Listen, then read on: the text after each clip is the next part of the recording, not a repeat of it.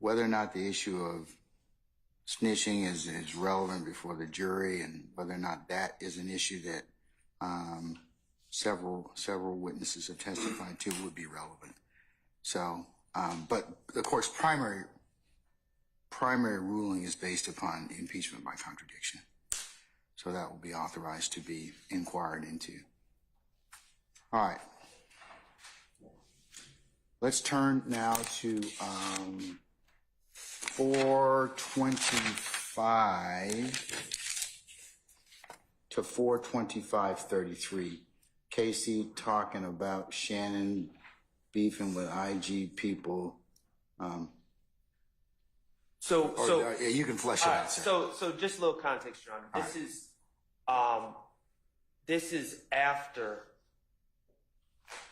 Obviously, you know, this is after the episode of Mr. Copeland being shot at outside his house. It's also after a January 28th episode where we've heard testimony of Mr. Copeland, Demekion Garlington, and Mr. Stillwell were all in a car together, and that car was shot at, and the car stopped working, if you recall that testimony, Your Honor.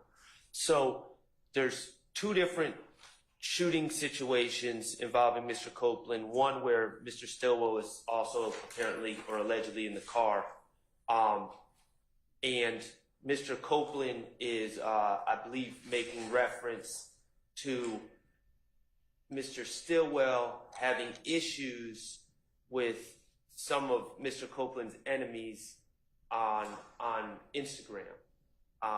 My objection to this is that this is based, Mr.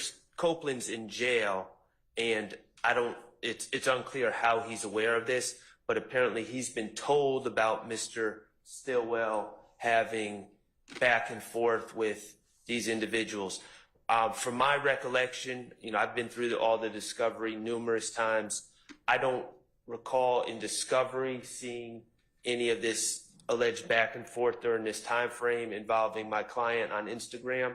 So I haven't seen any documentary proof of any of this, but so I don't know exactly what Mr. Copeland is referring to, but from my understanding of the context of the statement, Mr. Copeland is merely passing on hearsay information about what Shannon is doing on Instagram. Okay. Mr. Copeland does not have access to Instagram, obviously, as he's making these statements. All right, can I hear it? And what transcript page is this from? It's going to be page 47, but page 47 line 9 through page 48 line 15. But I do think for context, we need to start at 424, which is going to be page 45 line 25. Page 45 line 25. Page 45 line 25? Yes, sir. Okay. All right, go ahead and play it, please.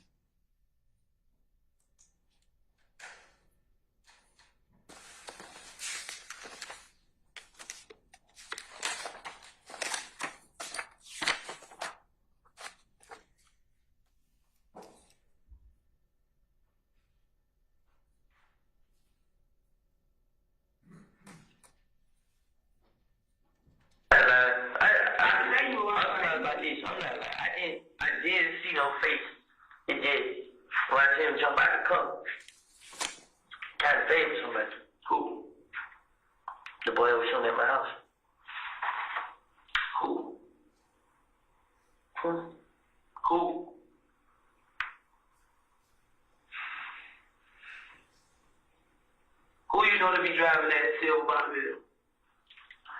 I could never picture that. That's something I could never get. So who do you favor? Say. Your friend Tay? Which Tay? Well, you are my partner at the moment. Where you from? Simpson. You from Simpson? How can I find Tay?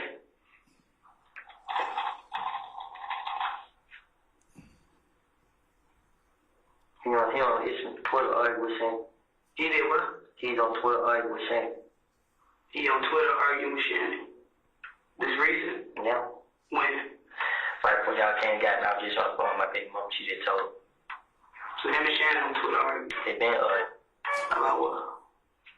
me saying it. You still alive, but we miss you. You said a lot because we miss you, like they miss, maybe shooting at you. When did you see this person, like before the incident the other day with your baby? Before the incident with you and your baby, you said the dude was shooting at my house. Which incident are you talking about? You said the same boy that was shooting at my house. Which? Can you write it in that 425-49? Okay. Yes. So it said, I heard it, and I'm assuming Your Honor heard it. He says Tay, and they're trying to figure out who Tay is. Which Tay? The Tay, I don't know which Tay at this point. Okay. So there's a Tay that allegedly shot at Mr. Copeland, or that's the state's theory, and Mr. Copeland is saying Tay, but he's not identifying Tay, and he says something about that Tay is having an argument with Shannon on Instagram, and then he was like, when is this happening, is what Investigator Gaither asked, and Mr. Copeland says, essentially now, or when I got locked up, and he said, that's what my baby mama told me.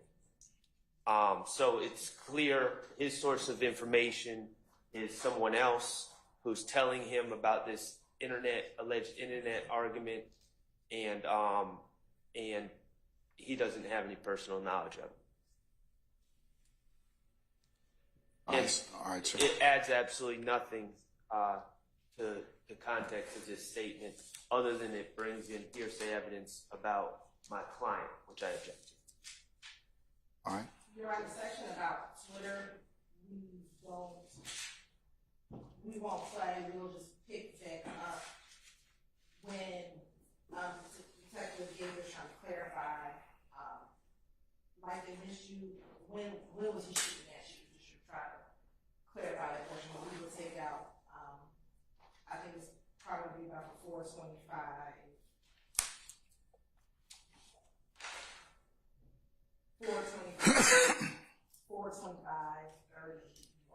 425:31 to what?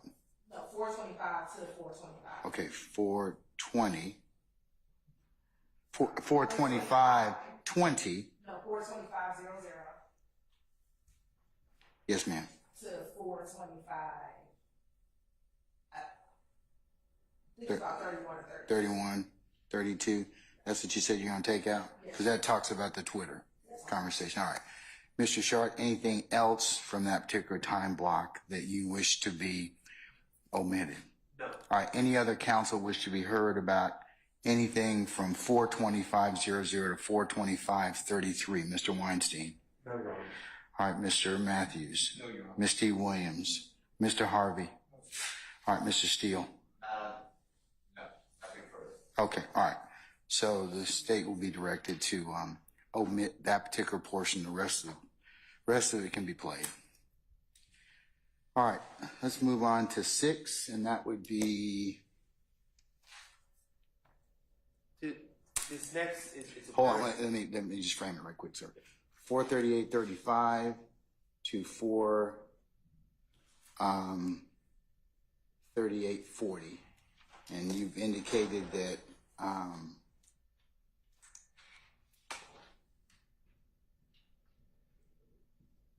Casey saying that he has not hung out with Shannon Lodi since they shot the car. Confusing under 403 is a pronoun they is meant to refer to people shooting at Casey, Shannon Lodi, but could be misconstrued.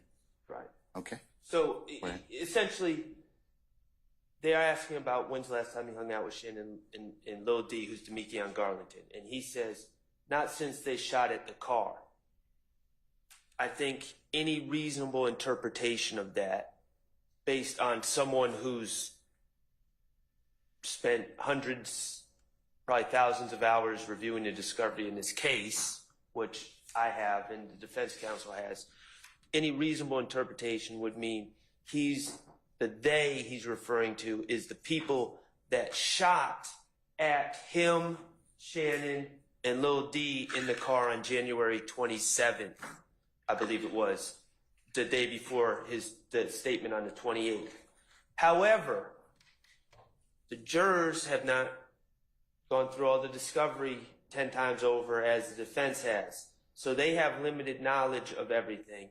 And when you listen to the statement in a vacuum, the reasonable interpretation is he hasn't hung out with Shannon and Lil D since they shot at the car, which makes it seem like Shannon and Lil D were shooting at a car. It's confusion of the issues. It's likely to mislead the jury. And again, Your Honor, this is another one of those things I said earlier. This is not a normal trial. Yes, theoretically, first of all, there's no need to bring this confusion into this trial. So there's no prosecutorial need for this little excerpt to be played. But sure, theoretically, we could clear this up during cross-examination under normal trial circumstances. But when this is played, there's going to be several days in between that time where the jurors are likely to have in their head, if they're scrutinizing every line, oh, wait, Shannon and Lil D were shooting at a car, and that's going to affect the way they look at my client.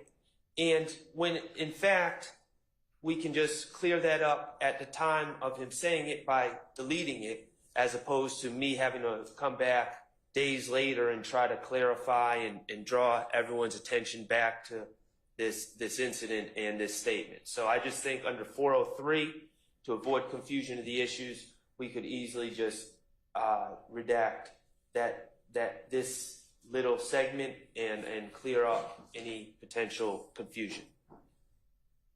Yeah, Your Honor, before I even play it, the state understands what Mr. Copeland is talking about when he says when they shot at the car. The state has no intention of alluding that the they is Mr. Garlington and Mr. Stillwell trying to shoot at Mr. Copeland.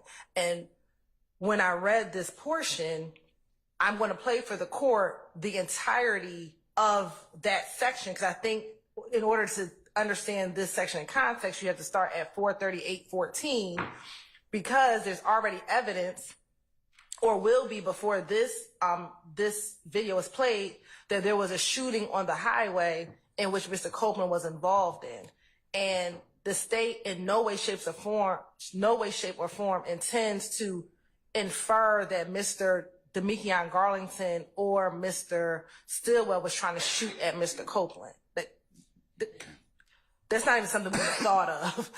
So we'll play the whole section so you can hear it in context. Fine. Can I get the page references? Yes, Your Honor. We're going to start at, it's going to be roughly page 64.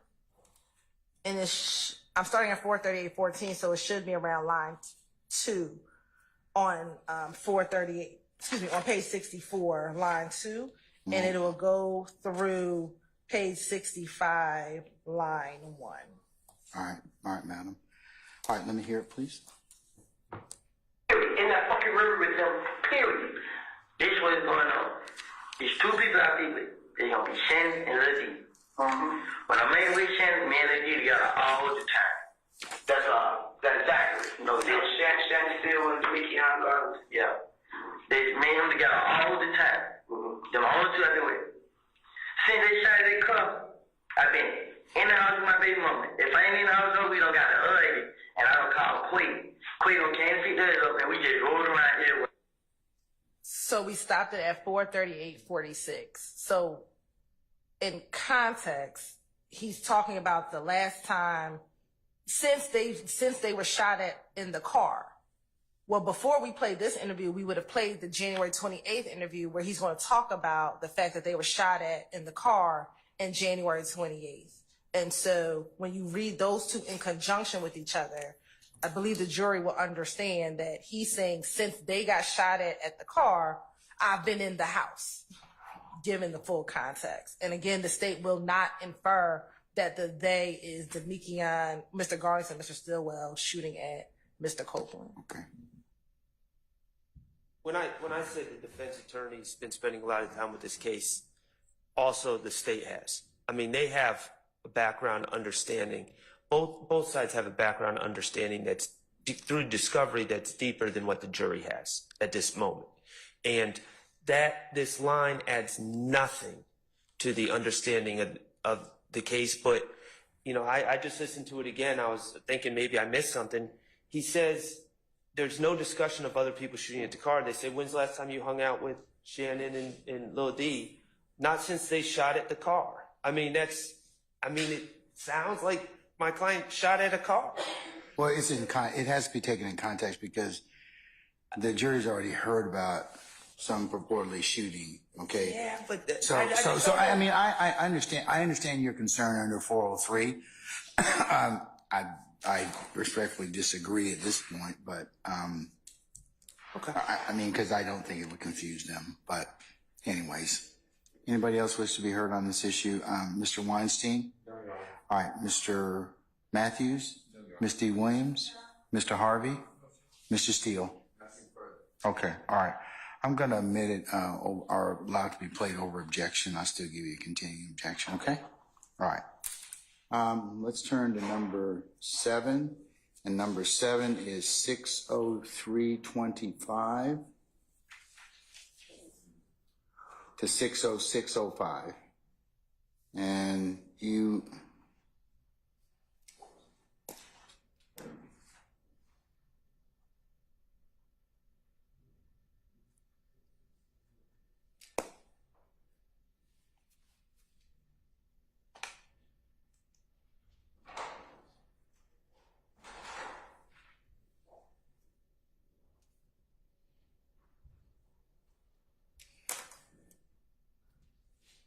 By the way, it's page 155, line 1 through 156, line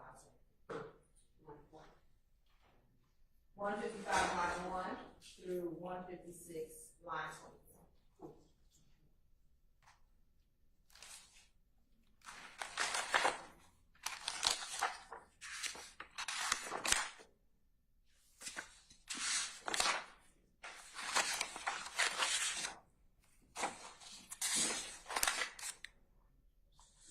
Okay, Mr. Short.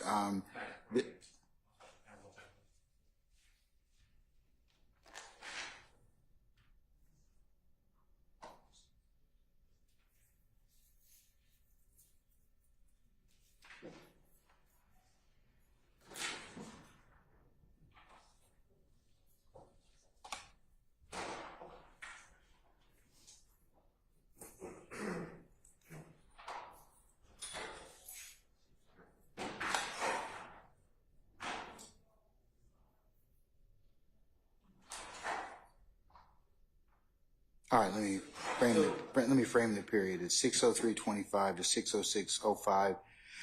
It alleges Casey talking about Kel shooting and at some dice At a gambling spot, which I believe under the state's theory is kind of one of the incidents that's the genesis of everything, of the disagreements between the groups.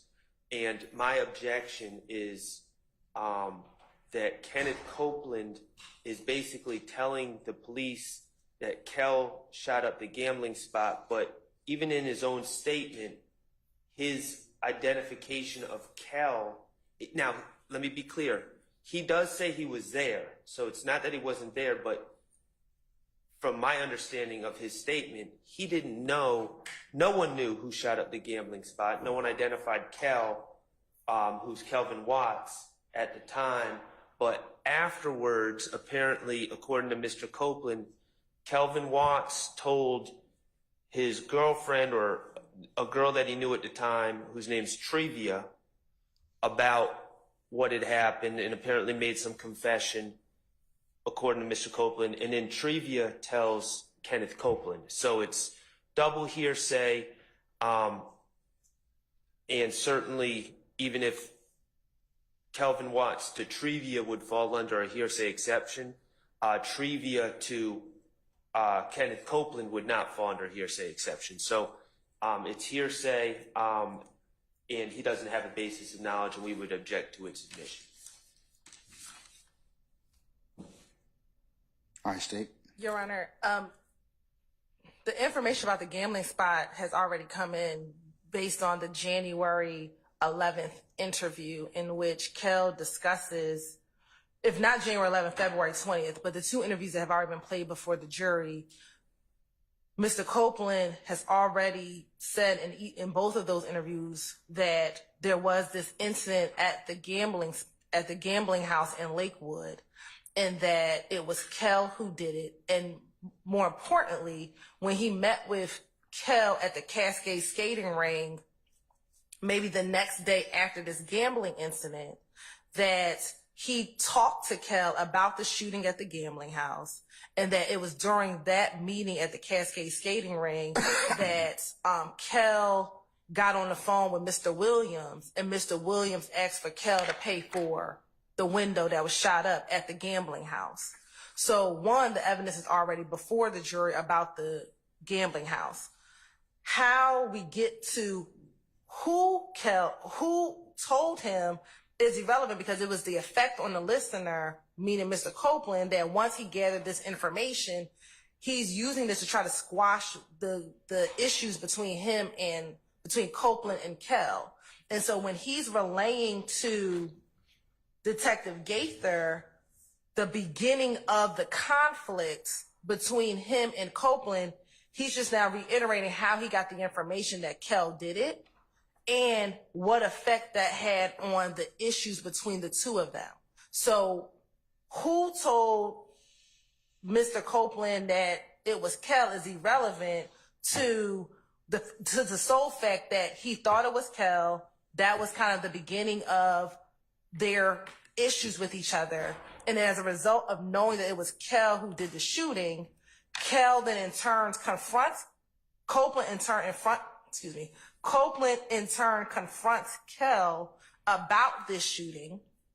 And during the course of his confrontation of Kel, also had a conversation between Kel and Mr. Williams about the shooting that occurred.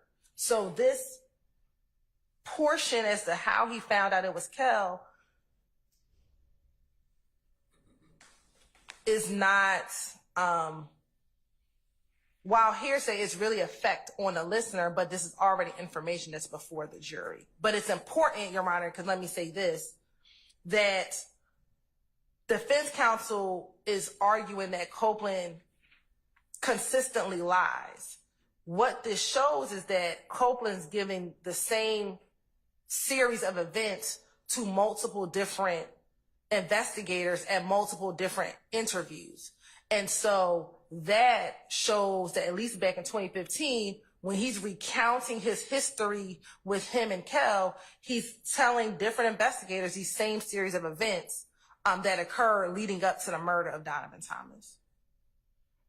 But I'll play the section for you if you want to. All right, sir. Yes, ma'am. Go ahead. And I'm going to start at 6:03:22. But that's what it was about. Then they got mad. The D got jumped in the club by NBC. They tell the D, we ain't got you because you be with them. They asked the D, why they ain't got you? You know, got too much shit going on. I don't know why. It was, no, but the whole time come back on care them because this is a gambling house we go hang it and gamble. We go down and gamble. We come out the league. Kel, I'm in the bush. Kel, Stewart, and they never mentioned the third person name. And Bush, they started showing me that they shot so many times. Shit, I was glad to hear that. Huh? Who came out? In Lakewood. They shot so many times. They shot damn near everybody's car. But they missed everybody. They graded one person because of bad. But when police can't hear, left. Co-people left. But they don't care. But that's the same like NBC jumped on the D. So they did that make sense like NBC did. But I go over and going home. I stayed out about 2 or 3 years. So I was telling them like, damn, y'all nigga come on there, y'all trying to kill me, what's up, bro? And they like, hell nah, bro, you tripping. Like, bro, we ain't shoot at y'all. There was one of the NBC niggas. Like, bro, we ain't got no problem with that, bro. You feel me? Y'all trying to let D be with me, bro. I'm on the stage. I'm like, nah, bro, y'all trip, bro. In my tongue, bro, nah. They keep trying to get in each other's face. But nah, the next thing you know, Big Boo came up there, and one of them niggas on swarm, he grabbed the D off stage, started jumping on the D. I ain't know it was a D. I'm thinking they wanted them jumping on them. So I walk out the club, see the D, him got shot in the hand, and he bleeding and shit. What's wrong with you? What happened to you, bro? And he couldn't talk. He like, and I was seeing the hammer, but damn, they shot you too. So he went and got hammer now. He went to the hospital. So I had to tell him mama what happened. And Pinky went down there with him. Goddamn, the next night we at the gambling house. They ain't not putting no pictures. We in that gambling. They take pictures and shit. Then he came up there and shot at it. We found out it was killed. He had got into a Gucci Red. And she was talking to them. She came back and told her, like, man, they were killed and shot at y'all, mixing like they did. Because they shot at it, and they went and shot at Monday spot. Monday, we got into it with the NBC name. They bumped, boom. They how they fight started. They went and shot at their house on Metro Pies. Shot house on Tuzlo. Okay. And it ends at 6:06:07. So to put a little context to what you just heard, this gambling spot was shot up, according to Mr. Copeland. It was assumed that it was people from a group called NBC, because according to Mr. Copeland, Mr. Kendrick had gotten into some sort of dispute with someone from NBC around that time, is what Mr. Copeland's saying. I don't know if that's true or Mr. not. Kendrick, Mr. Garlington. Mr. Kendrick. I think he says Monte. I'm assuming Mr. Kendrick. Maybe someone else named Monte. And I don't know if any dispute occurred. But what he's saying is it was assumed it was NBC. And then through hearsay, it came out that it was Kel. Through hearsay, through trivia. And so our stance is that's hearsay. Effect on the listener is much narrower an exception to hearsay than the state's been putting forward in this case. Throughout this case, they've been relying on effect on the listener quite a bit. I don't believe that it's quite as easy to get around the hearsay rules under just saying effect on listener. And his knowledge, he's giving a historical narrative of this event, and his knowledge of who committed the event or committed the act is based entirely on hearsay. So what about the issue that we've heard testimony already about the gambling then house? it's cumulative. Then the shooting of the gambling house. Well, if we've allowed that in the past, then that's on the defense counsel for not flagging that. But at this point, it's cumulative if it's come in already. I believe it's already been testified to. In fact, I think Mr. Copeland earlier in his direct he's testified about that on the stand, about the shooting of the gambling house and this kind of historical perspective. At this point, then it's cumulative, and if collectively we have missed it in the past, we're flagging it now. Okay, all right. Any further argument, Mr. Weinstein? No, Your Honor. Mr. Matthews? No, Your Honor, just adopt. Ms. T. Williams? Mr. Harvey? Sir? Turn your mic on, sir, please. I want to adopt what Mr. Shart said with regard to the effect on the listener. Effect on the listener is usually most often used as evidence of motive. It has not been used in that sense, and therefore it has been abused and continues to be abused as the basis for the admission of these clearly hearsay statements. So, for example, in Gates versus the state at 298 Georgia 324. One more time, Gates? Gates 298 Georgia. All right. 324. Yes, sir.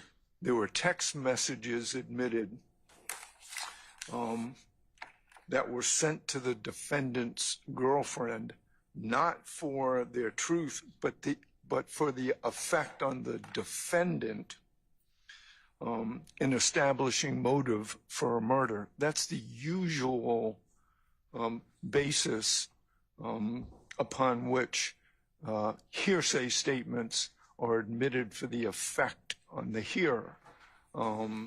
That is not the case here. This is not the defendant. It doesn't establish motive. So I would adopt and expand Mr. Shart's reasoning. All right, sir. Mr. Steele. Nothing to add. All right, sir. Excuse me.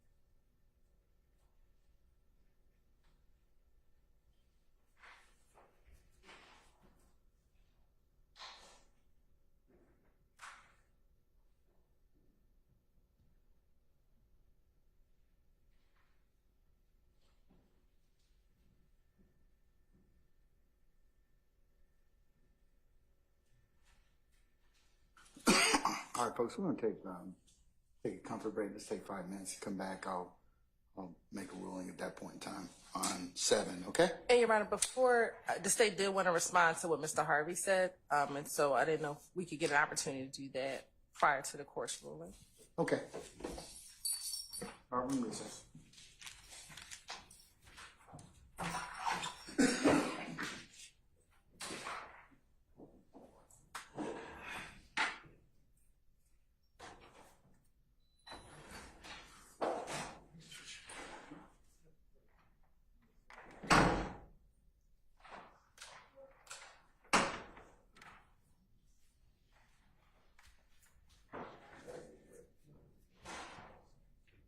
Turn this in.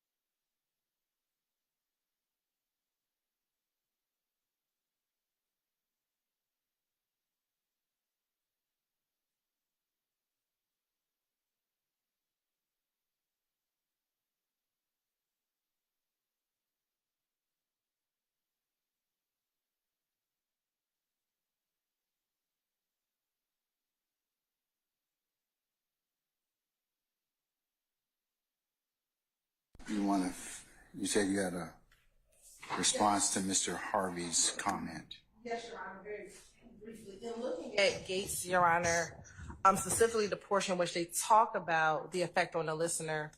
Yes, this was a murder case, but what it says, and this is in Division 2.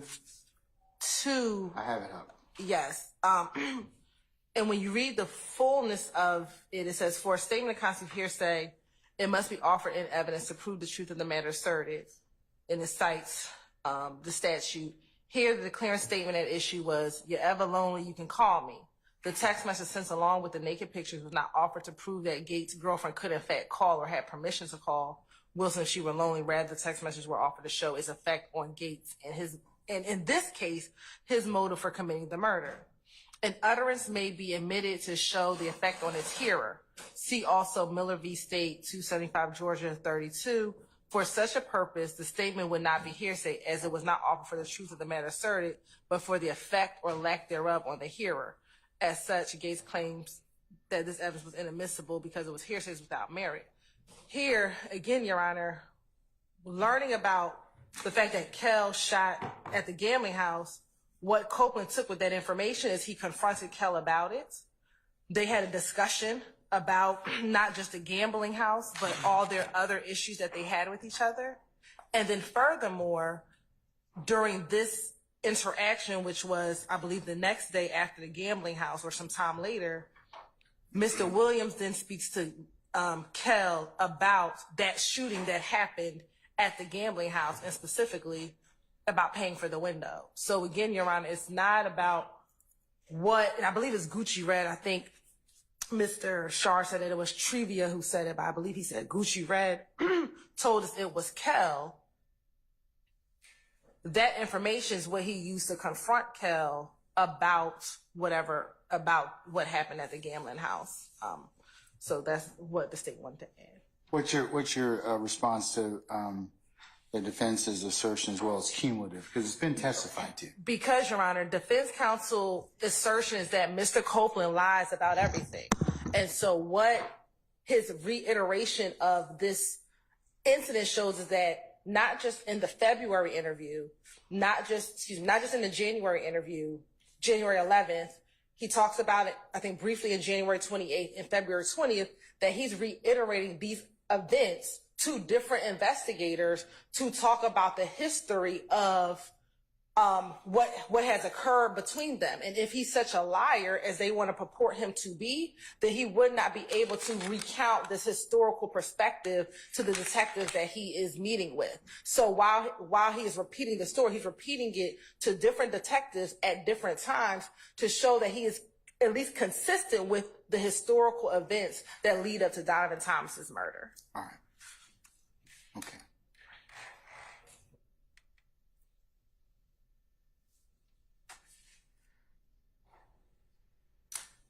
All right, counsels, I've had an opportunity to consider your arguments as well as take a look at Gates 298 Georgia at 324, as well as Garner versus the state at 342 Georgia Appeals 824. Both of them stand for the same proposition about effect on listeners. So I'm going to permit that to be the inquiry area of 60325 to 60. Hold on. Get back. Hold on.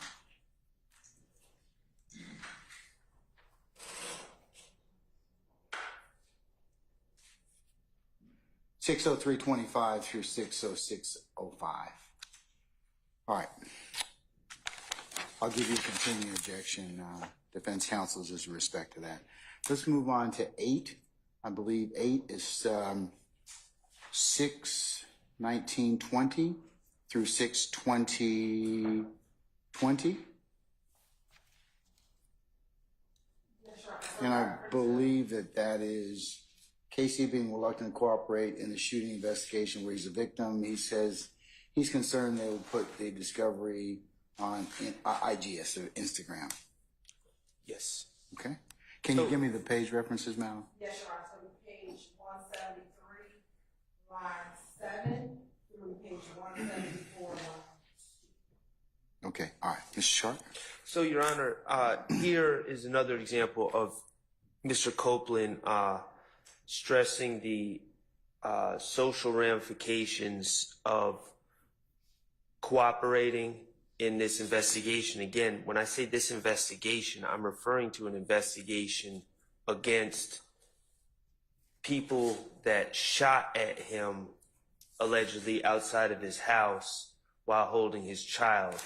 So, we get into this, it's almost bolstering. It is bolstering, where he's showing a fear of testifying, but again, it has nothing to do with these gentlemen. It has nothing to do with the investigation of these gentlemen seated in court today, but it has to do with an entirely different group of individuals that are allegedly associated with an entirely different group.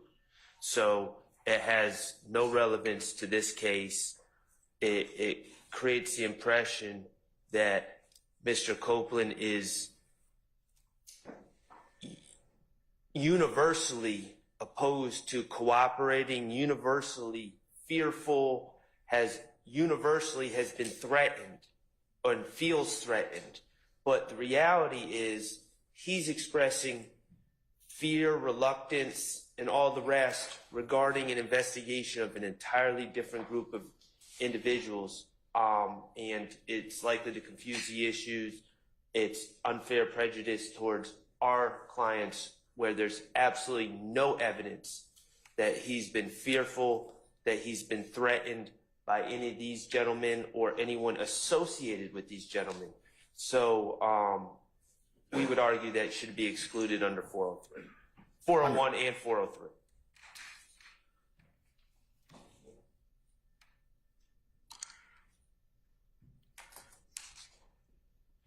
All right, madam, can you play it, please?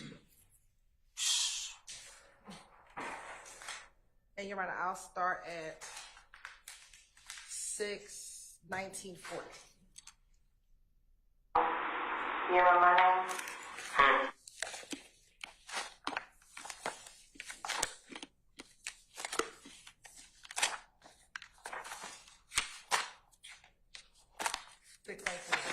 In that car that's gonna put them there. Like you worried about the wrong thing. Like, I'm worried about when you get locked up and you get a skirt back in the seat, I circle each picture and put my name on them. He's gonna send it out to the screen and be like, I done told on him.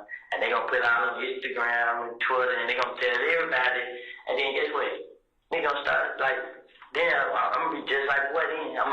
Nobody won't be around. So you worried about your reputation as opposed to your life and being a free man? It's up to you. I don't want to go back and forth. Either you gonna do it, Woody, or you not. And Your Honor, that's the conclusion at 6/19/44. And Miss, we started at 6/19/06. And Your Honor, may I respond? Yes, ma'am. What's the state's response to Mr. Chardon and the defense attorney saying that violates 401 and 403? So again, Your Honor, one, this is a impeachment by contradiction. Again, in court, Mr. Copeland has said repeatedly that they forced him to pick out Tay, and that he was not afraid of snitching or telling the police who did it, but that Tay did not do it. So one, this is a contradiction to both of those assertions that he made in court.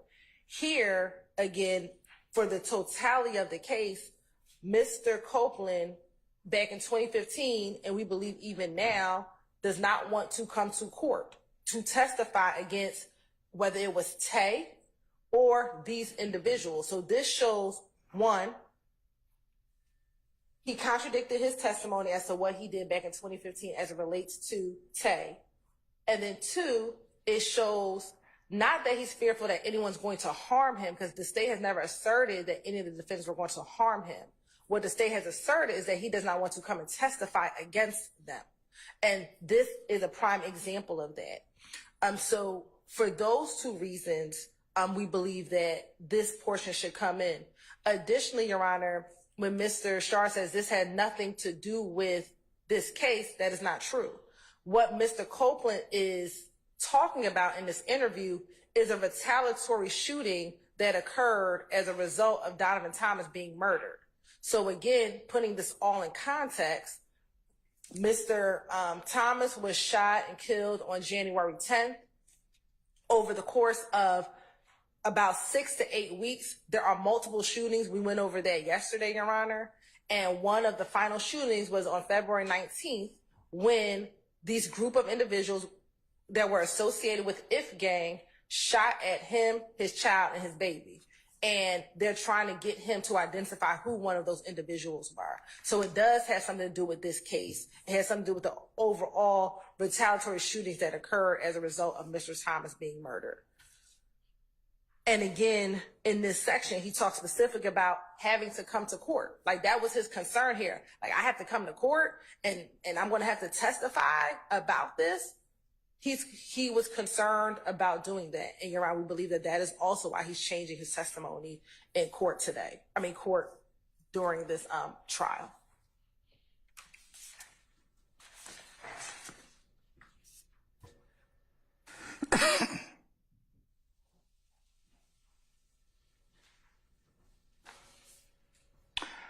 Any further argument, Mr. Weinstein? No, Your Honor. Mr. Matthews? No, Your Honor. Ms. D. Williams? Mr. Harvey? Nothing there. Mr. Steele? Nothing. Okay, all right. All right, in considering both sides' arguments in regards to defense 401 being relevance, 403 being unduly prejudicial, and the state's assertion that is impeachment by contradiction, the court does find it is relevant that even using 403 as a balancing test, it is more probative than prejudicial and shows impeachment by contradiction. So I'm going to allow it over defense objection, and I'll give you a continuing objection in regards to that. All defense counsel. All right, let's cover number 9. Number 9 is 62630 through 62705. And as you framed it, Gaither gives speech about the need to put an end to the shootings. All right, sir, go ahead. I was going to, You want to play it? yeah, can we just play it and then? Yes. And Your Honor, it's page 181, lines 8 through 12. I'm going to start a little earlier at 626:22. I can't deal with this shit, man. And I understand that, but you gotta help you right now. We trying to get a stop to all this back and forth shooting. You trying to back and forth shoot? Gee, they only shoot. Well, shooting at you. Shit. We trying to get a stop to this. And we pulling every resource in the city that we can, but we can't be everywhere. So if I gotta pick these motherfuckers off one by one, waiting on evidence to come back, then I'm gonna do what I gotta do, but you gotta fucking, I'm doing what I gotta do, man. Help me out. I'm doing it. Damn, man. Why I gotta go through this, man? I don't know, but I'm into it. Bruh, I'm ready to get started on the aftermath. I'm ready to get started on that. I can't work towards homicide. I'm picking up the pieces of the aftermath for the homicide. Here.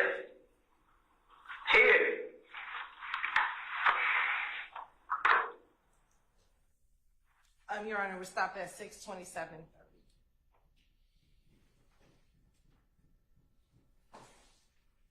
So, Your Honor, All right, sir. my objection, again, these statements are allegedly prior statements. I mean, the reason we're playing for the jury over our objection, the defense objection, is because there are prior statements by Mr. Copeland. We have the non-declarant, Investigator Gaither, just talking about the need to end the shootings and how she's going to end the shootings and the city's putting every resource into ending the shootings. And it really, you know, we're all citizens here. We're all city of Atlanta. We're all Atlantans. It's not the city versus these gentlemen. It's not supposed to be the police force in the city versus these gentlemen. And it's supposed to be a neutral. And that's the impression that the jury is given when they're exposed to, again, this speech. I call it a speech, but whatever you want to call it, by Investigator Gaither, where she presents this as, look, it's, you know, the city and all the authorities and the police department, we're all working to try to put an end to these shootings, and it's you guys and Mr. Copeland, it's your information that will put an end to it, and it's your group that's involved in all this. I believe it's inappropriate. I believe that it invites the jurors to consider it invites them to take into consideration factors that should not be considered in that jury room. And it's essentially an improper argument. If it was made during closing, we would argue that it's an improper argument. It's, you know, just because it's not a closing argument doesn't make it not improper. It's improper for the jurors to hear that type of talk by Investigator Gaither, especially considering the whole reason that this tape is being played over our objection is not for Investigator Gaither's words, but for Mr. Copeland's. All right. Ms. Hilton. Again, you have to look at this in totality around her. This starts off with Mr. Copeland saying, why do I have to go through this man? And Gaither is then going into, I need you to do this. I need you to identify who it is so that I can get started on my investigation. So I can continue my investigation. I can continue my work. So while Mr. Sharp calls it a speech,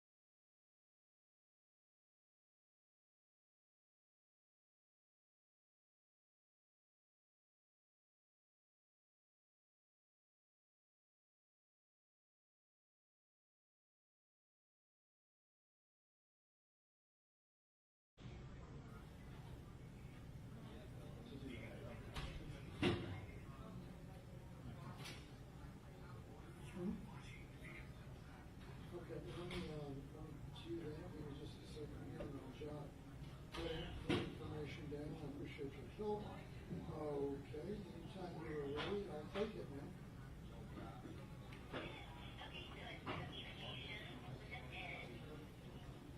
Communications,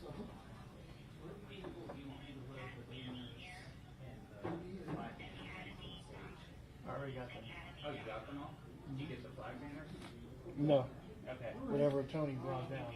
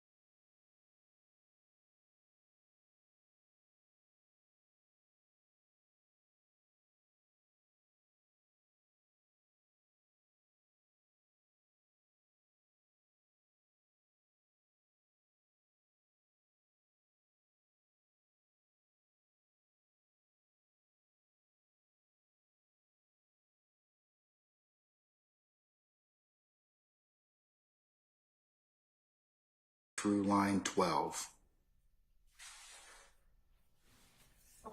That's fine, Your Honor. It does. I agree with Mr. Steele. It doesn't really add anything to it, and it's for the reasons he mentioned. Okay. Okay, so line 8 to 12. We can Yes. Anybody else have any other comment or any other argument in regards to number 9, 62630 or thereabouts is 62730? All right. I'm gonna. Other than that particular admission, omission, or exclusion from, that'd be page 181, using the state's transcript, lines 8 through 12.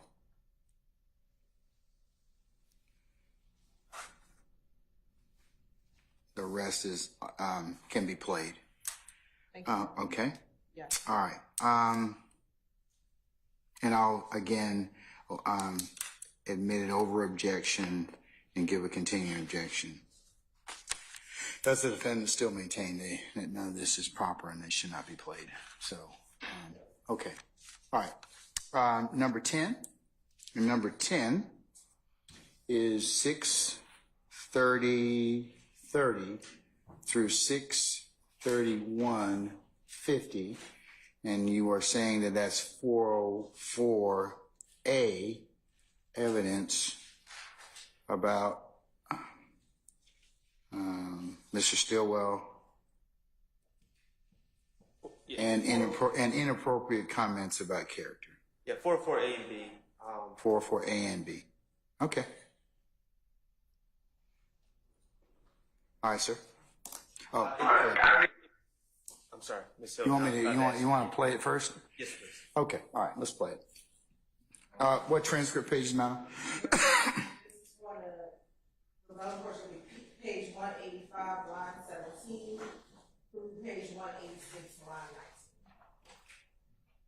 19. And we'll start 630, 630 what? Shit, I guess she wasn't looking at it serious like how it is. I really thought they wasn't. I didn't think they would do it. I didn't think these niggas try to shoot me. I'm pretty sure I thought really would try to do a kill. They showed me wrong. Well, I know it's him for shit. He been on Twitter going back and forth with Shannon. Yeah. What the hell? I'm telling Shannon, why the hell you ugly even on Twitter? What Shannon been up to? Because I know he ain't just gonna sit and let it ride like you getting shot at and all that. I know that. And you know what I told Shannon? Man, let Polly deal with him. No man, he'll play himself. You know what Shannon told me that night? The night they shot me in bed. You let him play. I was crying. And you let him play. Man, bro, hell nah, bro. We take that you can. I'm like, bro, fuck this shit, bro. Let him have it, bro. Let him have it, bro. They kill me, bro. You know what's going on, bro. Just hit. Start with it. Lieutenant Shannon, police involved with it. Just start with it, bro. We ain't going to jail, so we ain't do, bro. You're not going to tell you one of these folks think we did this shit, bro. And that's what I told him. He like, she looked at it. She like, bro, I'm telling you, bro, if they kill you or they hurt you or they, bro, they got to kill him too. Just like him, bro. They don't get your shell out of it, bro. We already in the battle phase. We with people we never thought we'd be with, bro. Fuck that shit, bro. Never have it. That's why I really ain't getting in bed. If I didn't, like, I feel like. And stop at 631. Voice turns on. So sorry, stop at 631:51. All right, Mr. Sharp. So this testimony or this out-of-court statement by Mr. Copeland about my client has absolutely no relation to any charged conduct in this case. It's propensity evidence. There's no evidence of something that happened that I know of. There's no evidence of something that happened after this date that was supposedly done on behalf of Mr. Copeland in as payback for either the January 28th shooting of Mr. Copeland in the car, or shooting at Mr. Copeland in the car, or the February, I guess it would be 19th shooting of Mr. Copeland, or shooting at Mr. Copeland outside of his house, other than, of course, Mr. Copeland shooting back at those individuals and hitting them in their car. My point being, Mr. Copeland is essentially saying that Shannon has encouraged him to, and said, we need to get payback for them shooting at you. And Mr. Copeland saying, no, I said, let it be, let it be, let it be. This is not testimony about any act that's charged. This is mere propensity evidence that Mr. Stillwell is someone that when something's done to him or one of his friends, he's going to seek retribution from the other side.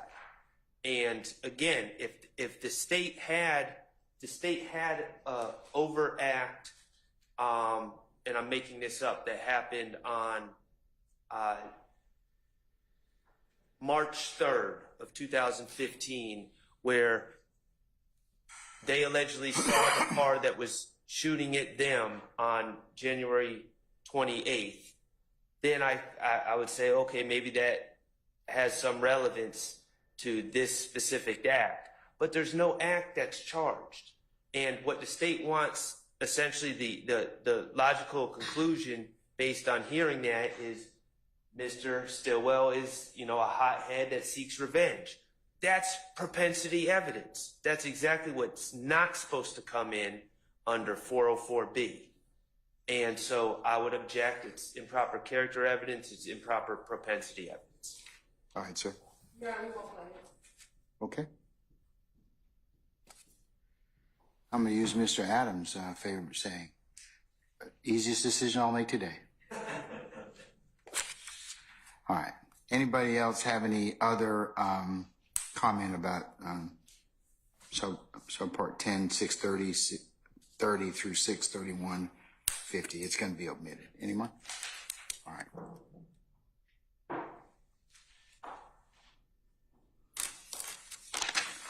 Okay, we've gotten through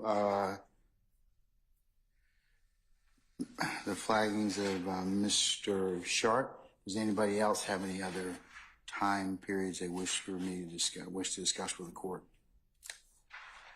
Mr. All right, thank you, Mr. Steele. Mr. Harvey? Ms. D. Williams? Mr. Matthews? No, Your Honor. Mr. Weinstein? No, Your Honor. Okay. When I say No, it's with reference to my continued objection for severance and instructions with regard to all of this evidence. I don't want that to be deemed to be a waiver on the record.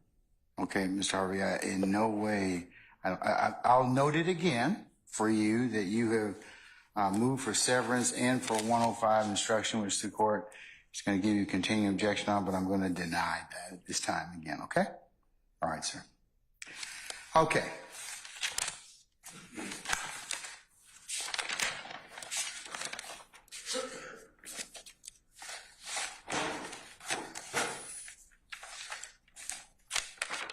All right, councils, let's talk a little bit about way ahead in scheduling. I believe that you all have, as well as it pertains to Mr. Copeland, June the 10th interview, which is the longest one. It's 9 hours. Is that correct? All right. Have you all been working on, or I'm going to ask the state first and then defense counsels in terms of what you've identified as to what you're going to play and what you wish to omit? Your Honor, we sent to defense counsel, I believe on Monday, the areas in which the state, intends to redact. Yesterday evening, Mr. Shard, I think, sent me a portion of the areas that they would like redacted. We haven't had an opportunity to look at those. And then I believe Mr. Adams is supposed to send me the secondary portion of that. And so we'll be looking through that over the course of today and this weekend to determine what, if any, areas we can agree to. Once we finish talking about June, Your Honor, I will briefly just want to get some clarity on February 21st, but after we finish the June discussion. Well, I say, I know it's with reference to my continued objection for severance and instructions with regard to all of this evidence. I don't want that to be deemed to be a waiver on the record. Okay. Discussion. What do you mean you want clarity on the So we 21st? submitted some redactions for February 21st. And I don't know if, kind of along the same lines of the conversation yesterday, if there are areas that the defendants wanted in that the state intended to redact. And if there are those same line of area, we understand the court's ruling from yesterday, but we just wanted clarity because we don't know. And it could be an offline conversation I can have with Mr. Shard to see what their position is. I think I can answer this.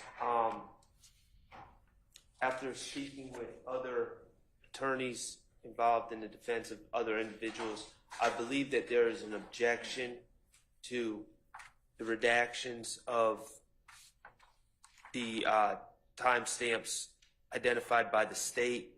We understand that the state, in their presentation of the case, they may choose not to present some of these excerpts when they play the tape. Which tape are we referring to? February 21st, 2015. All right. But I believe that the defense is going to seek to admit portions that the state is not going to seek to admit. And certainly we can have a similar discussion that we had yesterday, or I can authorize, unless there's been a specific objection, I'm going to say you can play it during cross-examination. Like similar to what I did yesterday. Yes. Okay.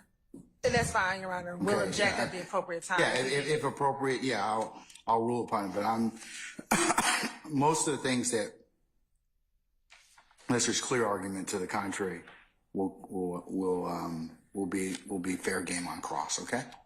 Thank you, Your Honor.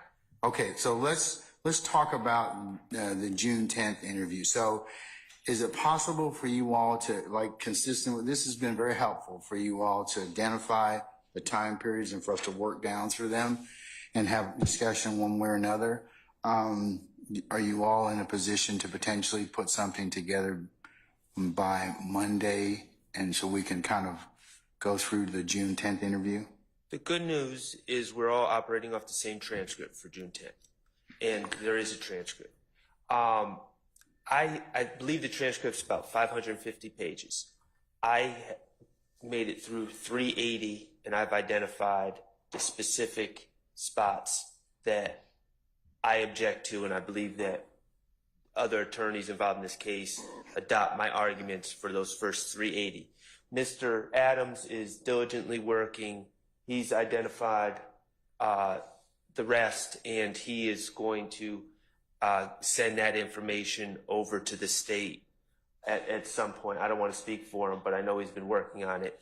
So I think that the state has given us their proposed redactions, correct? Correct, Your Honor, but I think we're going to be in the same position. So we really need their redactions, because I think the state is, we're going to redact what we're going to redact, and if they choose to want to play certain portions, we can object at the appropriate time. So I think we really need to know what their redactions are in order for us to have a meaningful hearing, hopefully on Monday. So right now they have about 2/3, just by the transcript length, about 2/3 of the redactions, and then Mr. Adams is going to get them the rest. Mr. Adams, will you be finished by Monday? Oh, absolutely. They'll have them by, I can give it to them by Saturday. Okay. All right. Okay.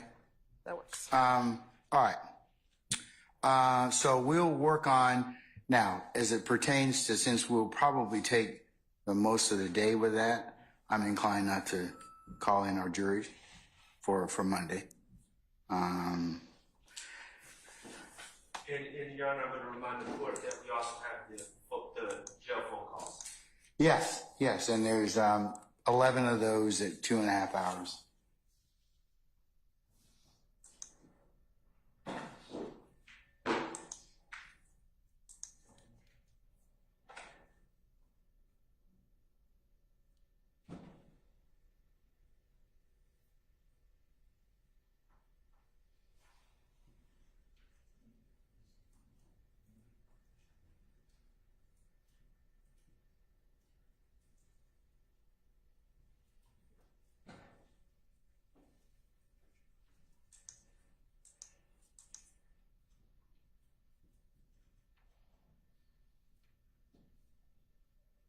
All right, and then, you council, as you all recall, Tuesday the 25th, we'll probably just work from about 9:30 to about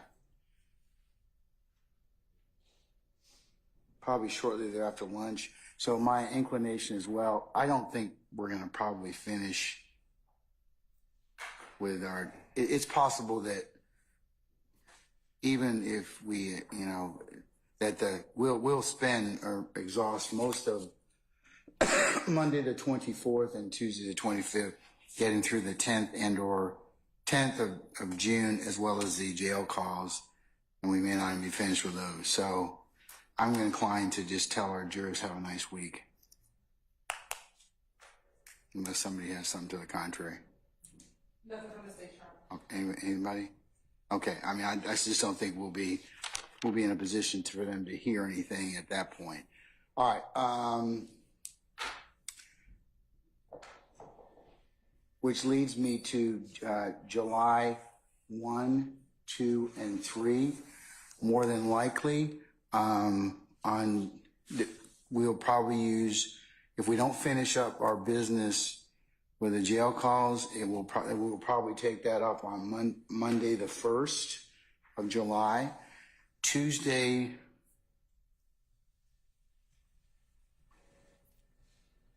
we'll probably do the in-camera review of Mr. Copeland's ex parte matter. And I will give you all more pinpoint instructions on that particular time and date. But it more than likely will be the 2nd or the 3rd of July. So that's our kind of work schedule at this point in time, to clear those issues before we call back our jurors. So at this time, we're thinking no jury for the week of going to the 4th. Probably not, is what I'm thinking. And I may tell them that so they can adjust they can govern themselves accordingly.